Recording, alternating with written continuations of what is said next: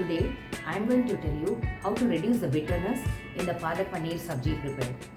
Firstly, let us look at the reasons why it turns out to be bitter. Care should be taken while selecting the leaves that they are freshly bought palak, because the more older the leaves, it becomes more bitter when cooked.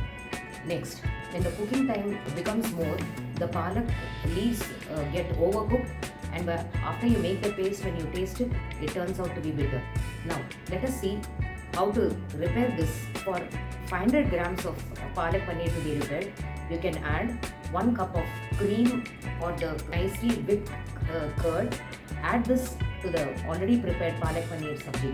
Mix it well and cook it for very less time on slow fire, so that this whipped curd is nicely got blended in the palak paneer sabji. If you feel the gravy is very thick, you might as well add half a cup of milk to it, so that the texture is also adjusted and the greenness of the palak paneer sabji is also retained. If required, you can add spices like salt, etc.